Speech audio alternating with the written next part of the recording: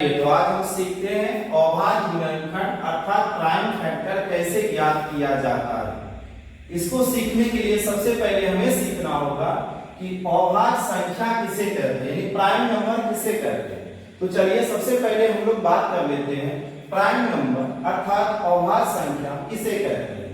तो देखिए अभाज्य संख्या का मतलब हुआ कि वार्षिक प्राकृत संख्याएं जो एक और स्वयं से विभाजित हो उसे अभाज्य संख्या कहा जाता है।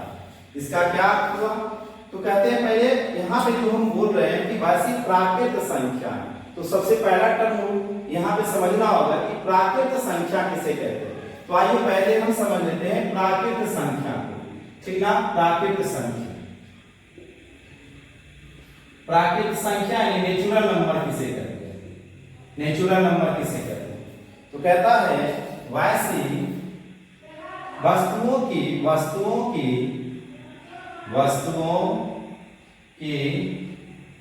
गिनती की संख्या, वस्तुओं की गिनती की संख्या प्राकृत संख्या कहलाती है, प्राकृत संख्या कहलाती है। यानी वस्तुओं की गिनती की संख्या प्राकृत संख्या कहलाती है, ठीक ना।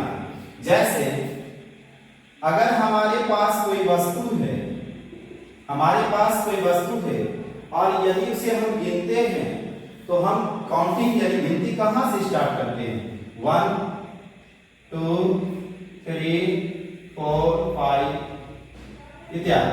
कहने का मतलब ये हुआ कि प्राकृत संख्या का मतलब नेचुरल नंबर का मतलब हुआ कि जो वस्तुओं को हम लोग गिनते हैं ना, तो जो वस्तुओं को हम लोग गिनते हैं, जहां से काउंटिंग स्टार्ट करते हैं गिनती, उन सभी संख्याओं को, उन संख्याओं की सीरीज को हम लोग प्राकृत संख्या कहते हैं। जैसे 1 2 3 4 5 6 7 8 ये सभी संख्याएं प्राकृत संख्या नेचुरल नंबर कहलाती है। चलिए जब हम इसे समझ लिए तो अब हमें समझना होगा कि अभाज्य संख्या किसे कहते हैं। तो चलिए समझते हैं दूसरा में अभाज्य संख्या किसे कहते हैं, अभाज्य संख्या किसे कहते हैं। अभाज्य संख्या को समझते हैं। तो कहता है वैश्विक संख्याएं, वैश्विक प्राकृत संख्याएं, वैश्विक प्राकृत संख्याएं, वैश्विक प्राकृत संख्याएं जो एक और स्वयं से विभाजित हो, एक और स्वयं से विभाजित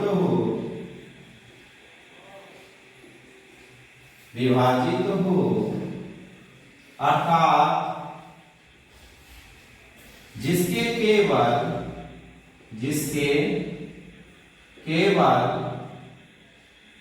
दो गुणनखंड हो, जिसके केवल दो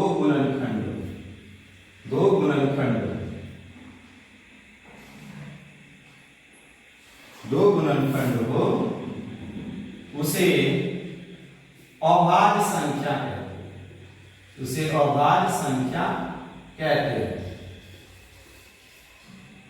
चलिए यहां पे हम समझ पा रहे हैं कि अभाज्य संख्या किसे कहते हैं, यानी प्राइम नंबर किसे कहते हैं, ठीक ना। तो अभाज्य संख्या यानी इसको अगर हिंदी में दिक्कत हो तो इसको नेचुरल नंबर बोला जाता है, नेचुरल नंबर, ठीक ना, नेचुरल नंबर। ये आपका हो गया प्राइम नंबर, ठीक है, प्राइम, ठीक है। हिंदी अंग्रेजी में किसी को दिक्कत हो तो वहां समझ लीजिए। तो अभाज्य संख्या का मतलब मेरी प्राइम नंबर जो हमारा है ये क्या हो गया, प्राइम नंबर, और ये नेचुरल नंबर क्या हो गया, दोनों को समझते हैं फिर से। तो पहला तो ये नेचुरल नंबर जो है प्राकृत संख्या जो है, वस्तुओं की गिनती की संख्या प्राकृत संख्या कहलाती है, जैसे कि 1 2 3 4 5। और अभाज्य संख्या यानी प्राइम नंबर जो है वैसी प्राकृत संख्या जो एक और स्वयं से विभाजित हो अर्थात जिसके केवल दो गुणनखंड हो उसे अभाज्य संख्या कहते हैं। अब इसका एग्जांपल समझते हैं कि आखिर कौन कौन सी संख्याएं अभाज्य संख्याएं हैं। तो जैसे में हम देखेंगे, जैसे में जब हम बोलते हैं, जैसे में यहां देख लेंगे, जैसे में 2 3 5 7 9 11 etc. इत्यादि। तो 2 3 5 7 9 11 ये सभी जो संख्याएं हैं ये क्या हैं, ये अभाज्य संख्या है। अब समझते हैं कि आखिर 2 जो है वो अभाज्य संख्या क्यों, 3 जो है वो अभाज्य संख्या क्यों, 5 जो है वो अभाज्य संख्या क्यों। तो इसके लिए समझते हैं कि जो 2 है वो 2 सिर्फ 1 से कटता है, यानी 1 से विभाजित होता है, और ये स्वयं से विभाजित होता है। यानी 2 जो है इसके केवल 2 गुणनखंड है, या तो वो 1 का टेबल यानी 1 के पहाड़ा मात्रा है, या ना तो 2 के पहाड़ा मात्रा है। इसके अलावा किसी और पहाड़ा में यह नहीं आता। तो इसके 2 गुणनखंड है, इसलिए यह प्राइम नंबर है। अच्छा 3 पे समझते हैं। 3 का क्या है, तो ये भी 1 के पहाड़ा में आता है, 1 का टेबल में आता है, इसके अलावा 3 का टेबल में आता है, इसके अलावा किसी और टेबल में अर्थात किसी और पहाड़ा में यह भी नहीं आता। 5 के बारे में समझ लेते हैं। 5 क्या है, 1 के टेबल में आता है, और फिर 5 का टेबल 5 के टेबल में आता है, 5 के पहाड़ा में आता है, इसके अलावा किसी और में यह नहीं आता। तो अब हम समझ चुके हैं कि अभाज्य संख्या का सीधा मतलब है कि वैसी संख्याएं जो 1 से कट जाए, यानी 1 से विभाजित हो जाए, और स्वयं से विभाजित। स्वयं मतलब क्या हुआ, सेल्फ। सेल्फ का मतलब हुआ जैसे 2 है तो 2 से कट जाए, 3 है तो 3 से कट जाए, 5 है तो 5 से कट जाए। तो ये ऐसे सभी नंबर जो 1 और स्वयं से विभाजित होते हैं, उन सभी संख्याओं को हम लोग अभाज्य संख्या कहते हैं। ठीक बात है। इसका मतलब हुआ 2 3 5 7 9 11 13 17 ये सभी संख्याएं क्या है, तो अभाज्य संख्या है। अब हम बात कर लेते हैं यहाँ पर, ये हमारा जो यहाँ पे 4 था, यहाँ पे इसके बाद 6 जो आएगा, 4 यहाँ पे, और ये जो 6 आएगा, इसके बाद ये जो 8 आएगा, 8 के बाद जो हमारा 10 आएगा, ये सभी संख्याएं अभाज्य संख्याएं नहीं है। इसका क्या कारण है, इसके कारण को भी समझ लेते हैं। जैसे अगर हम 4 बोलते हैं, 4 के बारे में जब हम बात करते हैं तो इसका क्या अर्थ होता है कि 4 जो हमारा है, 4 वो 4 क्या है, 1 के टेबल में आता है, फिर 2 के टेबल में आता है, फिर स्वयं ये अपने टेबल में आता है, अर्थात 1 के पहाड़ा में आता है, 2 के पहाड़ा में आता है, और यह 4 के पहाड़ा में भी आता है। इसलिए हम कह सकते हैं कि इसका जो गुणनखंड का संख्या है वो 2 से ज्यादा, अर्थात इसके 3 गुणनखंड है, 1 2 3, यानी 1 से भी विभाजित है, 2 से भी विभाजित है, और 4 से भी विभाजित है, अर्थात यह अभाज्य संख्या नहीं है। इसलिए अभाज्य गुणनखंड करते समय हम, यानी प्राइम फैक्टर निकालते समय हम 4 से किसी भी प्राइम फैक्टर को नहीं लगा सकते, यानी 4 से आप नहीं लगा सकते। अगर 6 की बात करें तो 6 आपका 1 में भी आता है, यानी 1 इसका गुणनखंड हो गया, इसके अलावा 2 के टेबल में है, क्योंकि 2 भी इसका गुणनखंड हो गया, 3 के टेबल में है, 3 भी इसका गुणनखंड हो गया, और फिर ये 6 के टेबल में, यानी टोटल नंबर जो इसके गुणनखंड के वो 4 है। 1 से भी कट रहा है, 2 से भी कट रहा है, 3 से भी कट रहा है, और 6 से भी कट रहा है। इसका यह अर्थ हुआ कि इसके जो गुणनखंडों की संख्या है वो 2 गुणनखंडों से ज्यादा है, क्योंकि इसके टोटल गुणनखंड 4 है, इसलिए यह भी अभाज्य संख्या नहीं है। अब हम इतना समझ चुके हैं कि आखिर अभाज्य संख्या कौन है, तो प्राइम फैक्टर निकालते समय हम लोग अभाज्य संख्या का ही बात करेंगे, यानी अभाज्य संख्या का ही हमें आवश्यकता होगा। तो चलते हैं और सीखते हैं अभाज्य गुणनखंड प्राइम फैक्टर कैसे निकालते हैं। आशा करते हैं इतना आप जरूर समझ चुके होंगे, जिसमें नेचुरल नंबर और प्राइम नंबर आप अच्छी तरह से आप समझ चुके होंगे। बढ़ते हैं आगे, चलिए बढ़ते हैं आगे।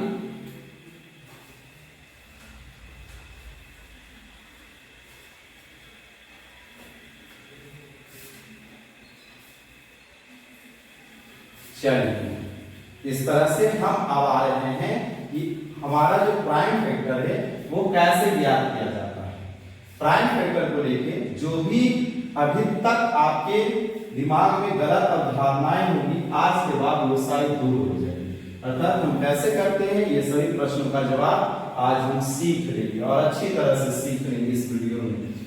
ठीक है, तो बढ़ते हैं आगे, देखिए। जैसे अब हम सबसे पहला एक साधारण सा हम प्राइम फैक्टर लेते हैं। हम साधारण सा प्राइम फैक्टर यूज कर रहे हैं।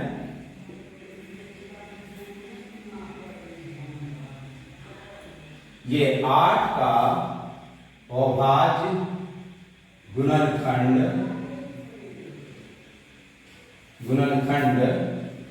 ज्ञात करें। 8 का अभाज्य गुणनखंड ज्ञात करें। चलिए देखते हैं। 8 का अभाज्य गुणनखंड ये रहा 8। अब हम बात करेंगे कि 8 का अभाज्य गुणनखंड निकालने में हम गलती कहाँ कर सकते हैं। अर्थात गलती करने का मेरा यह मकसद हुआ कि हम कहाँ पे इसमें जो लगाते हैं तो हमें यह समझ में आ जाता है कि जो हमारा 8 है ये तो 4 से भी कट रहा है, ये तो 4 से भी कट रहा है।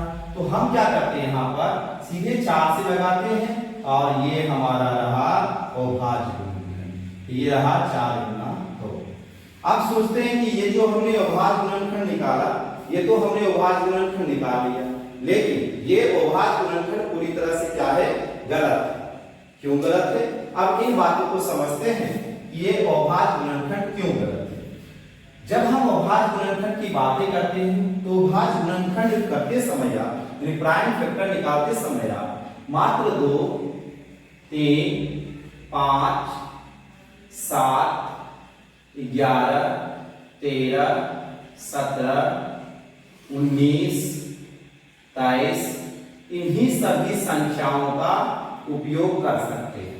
देखिए, या तो आप 2 से लगा सकते हैं, या 3 से लगा सकते हैं, या 5 से, 7 से, 11 से, 13 से, 9 से 19 से 23 से, ठीक ना। यानी यहाँ पे 2, 3, 5, 7, 11, 13, 19, 17, 19, 23 जो आपका है। इसके अलावा और आगे बढ़िए तो आपको फिर से मिल जाएंगे 29। ये सभी जो है इन्हीं सभी संख्याओं का आप उपयोग करके अभाज्य गुणनखंड ज्ञात कर सकते हैं। इसके अलावा यदि आप किसी और से लगाते हैं तो आपका अभाज्य गुणनखंड गलत हो जाएगा, जैसे कि यहाँ पर हुआ। यहाँ पे हमने क्या किया, 4 से लगा दिया, जो कि हमारा गलत हो गया, क्योंकि 4 हमारा प्राइम नंबर अर्थात अभाज्य संख्या है ही नहीं, तो आप 4 से लगा ही नहीं सकते। इसका मतलब यह हुआ कि आपको इसका सही जवाब किस तरह से करना था। तो देखते हैं अब इसका सही जवाब। ये क्वेश्चन हमारा ये वाला जो बनाया हमने ये गलत हुआ। अब इसका हम सही जवाब लेते हैं। तो ये हमारा 8 रहा, ठीक है, ये हमारा 8 रहा। आप चलते हैं इसको सही करने के लिए। तो 2 से लगाइए, 2 से लगाइएगा तो यहाँ 4 आ जाएगा। फिर 4 में क्या कीजिए, फिर 2 से लगाइए, यहाँ 2 आ जाएगा। फिर 2 में लगाइए तो 1 आ जाएगा। इस तरह से आपका जो ये प्राइम फैक्टर रहा, अब नीचे भी देख लीजिए, ये जो 8 है इसको आप क्या किए, पहले 2 से लगाए, फिर 2 से लगाए, फिर 2 से लगाए, ठीक ना। ये हमारा प्राइम फैक्टर तैयार हुआ। हाँ, आप चाहें तो इसको क्या कर सकते हैं, आप चाहें तो इसको घात के रूप में यानी पावर के रूप में भी लिख सकते हैं। तो हम जानते हैं कि गुना जो होता है उसमें पावर यानी जो घात है क्या होते हैं, जुट जाते हैं। जैसे अगर ये 2 है तो 2 के ऊपर में यहाँ घात कितना होता है, छुपा हुआ, 1 यहाँ भी 1 यहाँ भी 1। तो घात गुना में क्या होता है यानी पावर क्या होता है, ऐड हो जाता है। तो ये 1 + 1 + 1 क्या बन जाएगा, 3, यानी 2 का 3। हो सकता है आपसे प्रश्न पूछा जाए कि 8 का अभाज्य गुणनखंड ज्ञात करें, ऐसा ना कर ये पूछा जाए कि 8 के अभाज्य गुणनखंड में 2 का घात कितना है। तो 8 के अभाज्य गुणनखंड में 2 का जो घात है, आप देख पा रहे हैं कि जो 2 का घात है वो क्या है, 3। 2 का घात क्या है, 3। अब बात करते हैं यहाँ पर जो इसी के अलावा दूसरा क्वेश्चन इससे पूछा जा सकता है, हमसे वो पूछा जा सकता है कि 8 के कितने गुणनखंड हैं। तो 8 के जो गुणनखंडों की संख्या है वह क्या है, तो देख लीजिए ये जो 3 है ना, यही बता रहा है इसके गुणनखंडों की संख्या 3 है। ठीक है, अब आगे बढ़ते हैं और आगे सीखते हैं। तो आप यहाँ देख चुके हैं कि 8 का एक साधारण सा हमने परिभाषा अभाज्य गुणनखंड को अच्छी तरह से समझाने के लिए साधारण सा 8 का हमने उपयोग में लाया। तो 8 में हमने क्या देखा कि हमने 4 से लगाया, बस हमारा अभाज्य गुणनखंड प्राइम फैक्टर गलत साबित हो गया, गलत निकल गया, ये हमारा सही हो गया, ठीक ना। तो ये हमारा सही है। अब बढ़ते हैं आगे अच्छे अच्छे क्वेश्चनों में और देखते हैं एक से एक अभाज्य गुणनखंड कैसे करते हैं। ठीक, पढ़ते हैं आगे। चलिए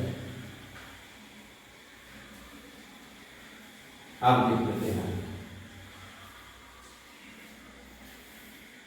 अब देखते हैं हम, जैसे कि हम दूसरा क्वेश्चन यहां ले लेते हैं कि हम क्या करते हैं। दूसरा क्वेश्चन हम लेते हैं यहां पर 98 ले लेते हैं, इसका आवाज गुणनखंड लेते हैं। जब 98 हम ले लेंगे, इसमें क्या होगा, इसमें आप सोचिएगा कि आप क्या से लगा सकते हैं। तो 98 ऐसा है, यानी 98 ऐसा है जो आपका 2 से भी कैंसिल हो रहा है और आपका 7 यानी 7 से भी कैंसिल हो रहा है। तो आप चाहिए तो 7 से लगा दीजिए। यानी फिर एक चीजों का हम यहाँ बात करेंगे और उन चीजों को फिर से आपको समझाने का प्रयास करेंगे, ठीक ना, कि देखिए क्या मिस्टेक होता है हम लोग से और क्या कंफ्यूजन होता है। ये 98 यहाँ भी लिख देते हैं, ठीक ना। इसमें क्या करते हैं हम 2 से लगाते हैं तो ये हमारा 49 यानी 49 हो गया, और यहाँ पर 7 से लगाते हैं तो ये हमारा 7 आ जाएगा, फिर 7 में लगाएंगे तो ये हमारा 1 आ जाएगा। यानी हमने क्या किया, 98 का अभाज्य गुणनखंड 2 गुना 7 गुना 7 निकाला, यानी 2 पे पावर 1, 2 का घात 1 आ गया और 7 का घात कितना आ गया, 2 आ गया। ठीक, इसके अलावा अब हम क्या करते हैं, ये वाला दूसरा पार्ट फिर से 98 यानी 98 का दे देते हैं, तो हम क्या करते हैं 7 से लगा देते हैं, तो ये हमारा कितना आ जाएगा 40। फिर ये क्या करेंगे 7 से लगा देंगे तो 2, और फिर क्या करेंगे 2 से लगा देंगे, क्या आ जाएगा 1। अब हम यहाँ पे सीखते हैं कि जो हमने ये वाला बनाया और फिर ये वाला बनाया, क्या दोनों में कोई दिक्कत है, इसको समझ लेते हैं पहले अच्छी तरह से। ये 7 गुना 7 गुना 2, यानी ये भी 7 का स्क्वायर और ये 2 का घात 1। एक लिखिए या ना लिखिए, छुपा रहता है, ठीक ना। ये आवश्यकता आपको दिखाना पड़े तो दिखाइए, अन्यथा ये छुपा ही रहता है।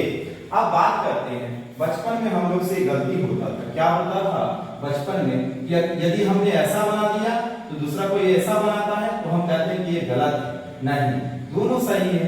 आप समझिए क्या इसमें क्या गलती है। आप प्राइम नंबर से तो भाग दे रहे हैं ना, प्राइम नंबर में तो आप जो अगर ये 7 से कट रहा है, कोई 2 से कट रहा है, तो आप चाहें तो पहले 7 से लगा दे, इससे किसी भी प्रकार का क्वेश्चन गलत होने का संभावना है ही नहीं, ठीक ना। आपको इससे ये वाला कंफ्यूजन पूरी तरह से दूर कर दीजिए। ये बच्चा में कंफ्यूजन हम लोगों को होता था, ये कंफ्यूजन पूरी तरह से दूर कीजिए, ठीक ना।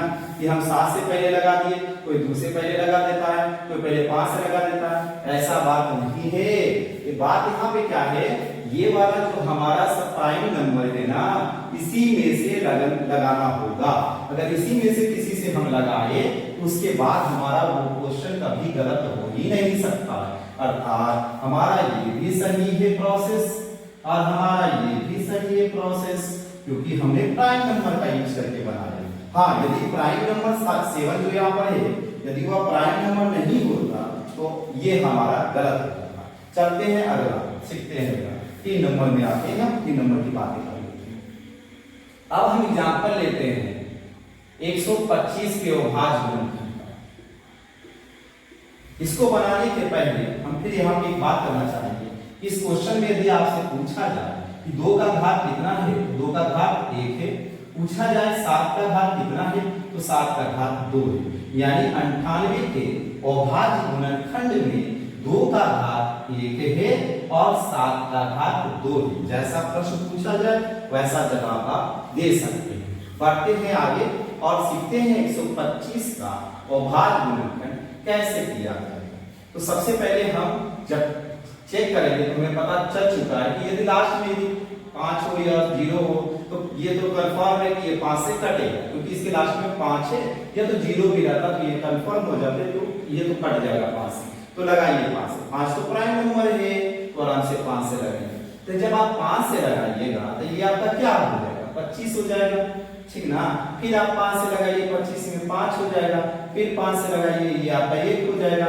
यानी आप क्या देख रहे हैं कि 125 का जो प्राइम फैक्टर अभाज्य गुणनखंड कर रहे हैं उसमें आपको मिला 5 गुने 5 फिर गुने 5, यानी कितने हो गए, 5 के घात 3 हो गए।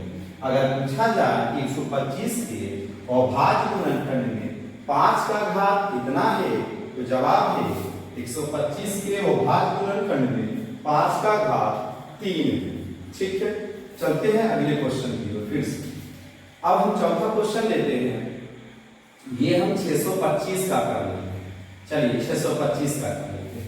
जब 625 का हम करते हैं तो ये भी देख रहे हैं लास्ट में 5 है, तो ये तो कंफर्म हो गए ये क्या होगा, तो 5 से लगेगा, लगाइए 5 से इसमें इस भागा दीजिएगा तो आपको मिलेगा 125, फिर 5 से लगाइए तो आपको मिलेगा 25, फिर 5 से लगाइए तो आपको मिलेंगे 5, फिर 5 से लगाइए तो आपको मिलेंगे 1। यानी 625 का हम जब अभाज्य गुणनखंड किए तो हमको क्या क्या मिला, सबको लिख देते हैं, ये सबको हम लिख देते हैं। अच्छा यहाँ कितने 5 है, 1 घात 2 घात 3 घात 4 घात, यानी 5 के घात कितने आ गए, 5 के घात 4, ठीक ना, 5 के घात 4। अगर प्रश्न पूछा जाता 625 के अभाज्य गुणनखंड में 5 का घात कितना है, जवाब है 625 के अभाज्य गुणनखंड में 5 का घात 4। ठीक है, आगे बढ़ते हैं और क्वेश्चन को देखते चलिए चलिए आगे बढ़ते देखते हैं और क्वेश्चन।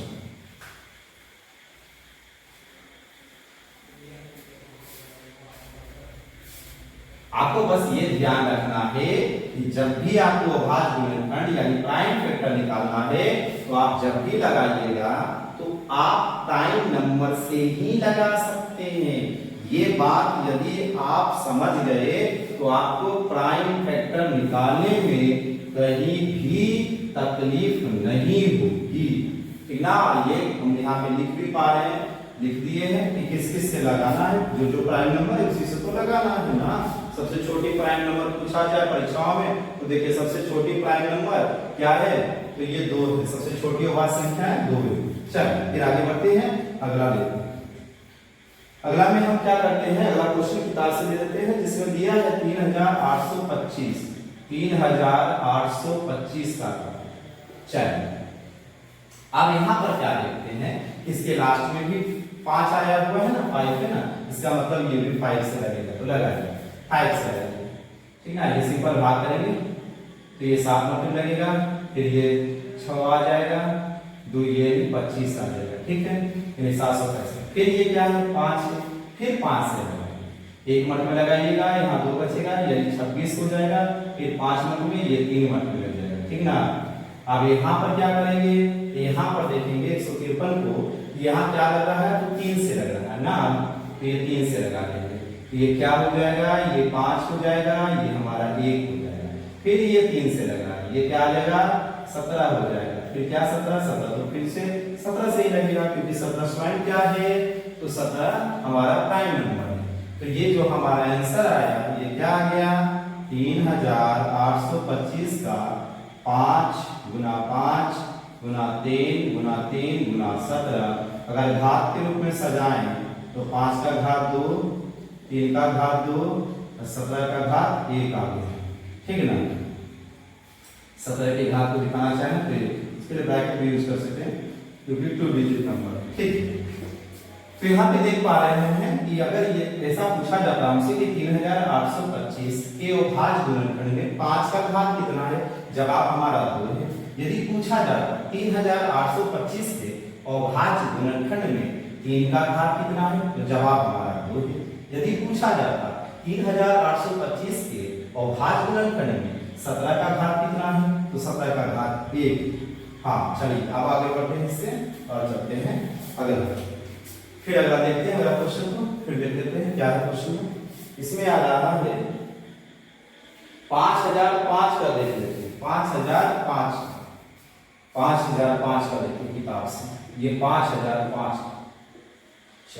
इसको कर आप यहाँ देख पा रहे हैं कि 5005 का करने के लिए आप यहाँ 5 से लगाइएगा तो क्या आ जाएगा 1 आ जाएगा, 0 को 0 से लगाइएगा, फिर 1 भाग देने के लिए भी हमने वीडियो बना रखा है, आप जाके चाहें तो वहां से भाग देने के लिए भी सीख सकते हैं, ठीक है। अब यहाँ पर आते हैं, फिर देखते हैं क्या 5 से लग सकता है, अब नहीं लगेगा 5 से, तो क्या इसको चेक कर लेते हैं किससे लग सकता है, तो ये हमारा 3 से चेक कर लेते हैं, तो 3 से नहीं 7 से लग जाएगा, ठीक ना।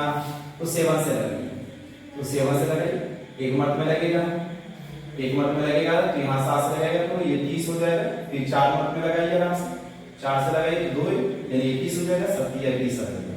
अब फिर ये 143 क्या है तो आप जानते हैं 11 से लगाइए आराम से, तो ये 13 आ जाएगा, और 13 से लगाइए तो ये आपका 1 आ जाएगा, ठीक है ना। इस तरह से 5005 का अभाज्य गुणनखंड हमने प्राप्त किया 5 गुना 7 गुना 11 गुना 13, ठीक, यानी 5 का घात 1, 7 का घात 1, 11 का घात 1, 13 का घात 1।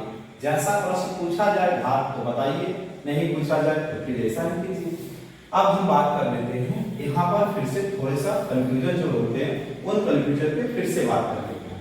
अच्छा, आप यहाँ पे देख रहे हैं हम क्या किए, पहले 5 से लगाए, फिर क्या किए 3 से लगाए, फिर क्या किए 17 से लगाए, और कोई क्या करता है पहले 3 से लगा देता है, फिर 3 से लगाता, फिर 5 से लगाता। क्या इसमें किसी भी प्रकार का कोई गलती है? नहीं, इसमें किसी भी प्रकार का कोई गलती नहीं है। आप चाहें तो आप आजाद हैं, 3 से लगाइए पहले, फिर 3 से लगाइए, फिर 5 से लगाइए, फिर 5 से लगाइए, फिर 17 से लगाइए। इससे आप ऐसा कंफ्यूजन अपने मन में अब मत आने दीजिए। हाँ, ये ध्यान अवश्य रखिए कि आप जिससे लगा रहे हैं वह प्राइम नंबर है या नहीं, यानी अभाज्य संख्या है या नहीं। अगर अभाज्य संख्या है और उस अभाज्य संख्या से ये क्वेश्चन कट रहा है तो आप आराम से लगाइए, बड़ा से लगाइए, उसके बाद छोटा से लगाइए, या पहले छोटा से बड़ा से लगाइए। इस तरह से आप कंफ्यूज कभी मत होइए। चलते हैं अगला क्वेश्चन और देख लेते हैं, ठीक है। इसमें बढ़ते हैं आगे, देखते हैं अगला क्वेश्चन। अगला क्वेश्चन है, चलिए ये देख लीजिए, अगला क्वेश्चन ले लेते हैं हम 91 ले, 91 एक 91 पे बात कर सकते, ठीक है ना। तो 91 बड़ा साधारण सम चुने, तो ये क्या है, इसमें 7 से लगाइएगा, और यहाँ 13 आएगा, फिर 13 से लगाइएगा, आपका 1 आ जाएगा, यानी 91 का आप देखिए 7 गुना क्या आया 13 आया, ठीक है। और भी देख लेते हैं कुछ, चलिए 99 का देख लेते हैं, 99 का।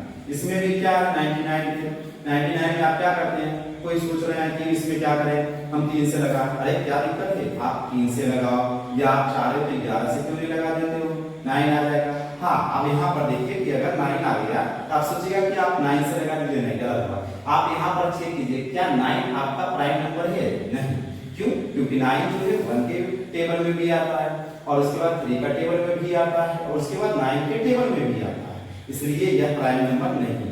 जब यह प्राइम नंबर नहीं है तो आप इससे लगा नहीं सकते हैं, तो आप क्या से लगेगा 3 से लगेगा, तो यहाँ क्या आ जाएगा 3 आ जाएगा, फिर आप 3 में क्या लगेगा 3 से लगेगा, क्या आ जाएगा 1 आ जाएगा। यानी 99 का जो प्राइम नंबर हम प्राप्त कर रहे हैं वो 11 गुना 3 प्राप्त कर रहे हैं, ठीक है। अब घात के रूप में लिखने जान चुके हैं, पूछा जाएगा तो ऐसा कर सकते हैं, ठीक है। इस तरह से आज हम सीखे अभाज्य गुणनखंड यानी प्राइम फैक्टर कैसे ज्ञात किया जाता है। यदि प्राइम फैक्टर आपको ज्ञात करने आ गया तो फिर अब हम अगले वीडियो में सीखेंगे कि अभाज्य गुणनखंड विधि के द्वारा हम एचसीएफ या एलसीएम कैसे ज्ञात करते हैं। तो मिलते हैं इसके साथ अगले वीडियो में।